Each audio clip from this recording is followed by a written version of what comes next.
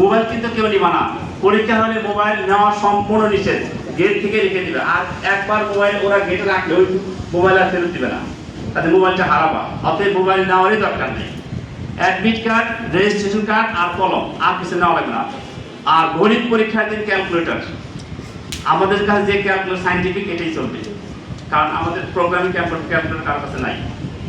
তোমরা যে ক্যালকুলেটর একদিন ব্যবহার করছো এটাই নিবা। তাহলে কি নিব আমরা? অ্যাডমিট কার্ড, রেজিস্ট্রেশন কার্ড, মূল, কলম আর হলো ক্যালকুলেটর প্রয়োজন পড়লে। এগুলো নিয়ে আমরা পরীক্ষা যে 10টা, তাহলে 10টা গেলে তো হবে না, কারণ সব পরীক্ষা কিন্তু একদিনে, স্কুল কলেজ মাদ্রাসা মানে এসএসসি পরীক্ষার দাখিল পরীক্ষা কিন্তু একই দিনে হবে, রাস্তায় কিন্তু প্রচুর জ্যাম হবে। এই জন্যই আমরা, যেহেতু আমাদের এখান থেকে কেন্দ্র একটু দূরে, কাজে আমরা অবশ্যই 8টা থেকে বের হয়ে দেবো। সকাল 8টায় বের হলে ইনশাল্লাহ আমরা সময় মতো পৌঁছতে পারবো। অনেক হয়তো কেন্দ্র ছিল না, মাদ্রাসায় আসো, আমি প্রথম দিন যাবো, সবাইকে আমি গিয়ে হলে পৌঁছে দিই, তাহলে আমার সঙ্গে গেলে আর চেনার প্রয়োজন নেই। এই হলো যা, তাহলে আমরা 8টায় বের হবো যাতে আমরা 9টায় পৌঁছাতে পারি। আর 9:30টার মধ্যে কিন্তু হলে পৌঁছতে হবে, অর্থাৎ যার যার সিটে 9:30টায় বসতে হবে। 9:30টার পরে গেলে, কেন পরে গেলে এটা আবার জবাব দিয়ে করতে হয়, রেজিস্টার খাতায় কেন্দ্র সচিব লিখে রাখে তুমি কেন দেরি করলাম। কারণ এই যে একটা বিড়ম্বনা ঝামেলা, 9:30টার পরে গেলেই বাস তোমার ঝামেলা পড়ে গেলাম। এমনিতে পরীক্ষা এক চিন্তা, আবার এই দেরিতে গেলে আর এক চিন্তা, এই চিন্তায় আমরা পড়তে যাবো না। 9:30টার আগেই হলে ঢুকতে হবে, অর্থাৎ 9টায় কিন্তু হলে ঢুকা শুরু হবে।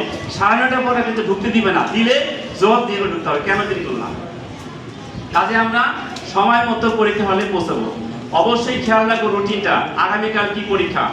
অনেকে দেখা যাচ্ছে কালকে পরীক্ষা, ওই স্যার জানেই না, এরকম অতীতে কয়েকবার দেখা গেছে, সে জানে না যে কাল কি পরীক্ষা, পরীক্ষা কি পরীক্ষা আর পরীক্ষা না কি, মানে বিষয়গুলো আমরা ভালো করে জেনে তারপর প্রিপারেশন নিয়ে হলে যাবো।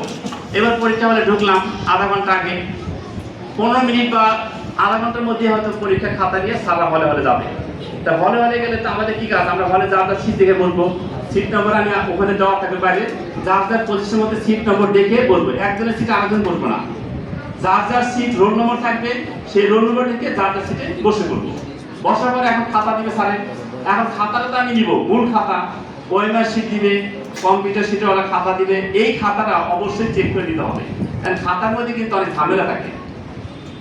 এখন এই খাতার মধ্যে দেখো ভিতরে পৃষ্ঠা ছিঁড়া আছে, ওএমআর পৃষ্ঠা হয়তো অর্ধেক খুলে গেছে, অথবা ভিতরে পৃষ্ঠা কালোতে লেপটানো আছে, অনেক কিছু সমস্যা পাওয়া যায়। কিন্তু খাতাটা তুমি নিয়ে চেক না করে খাতাটা আগে মৃত্যু বার শুরু করে দিলাম, তখন ওই খাতাটা কিন্তু পরে দেখা গেল সমস্যা, এবার কিন্তু খাতা ফেরত দিবে না, কারণ তুমি আগে দেখো নেই। তো দরকার দেখি আমরা খাতাটা নেওয়ার পরে খাতাটা চেক করবো যে এই খাতাটা আমার লেখার উপযোগী কিনা।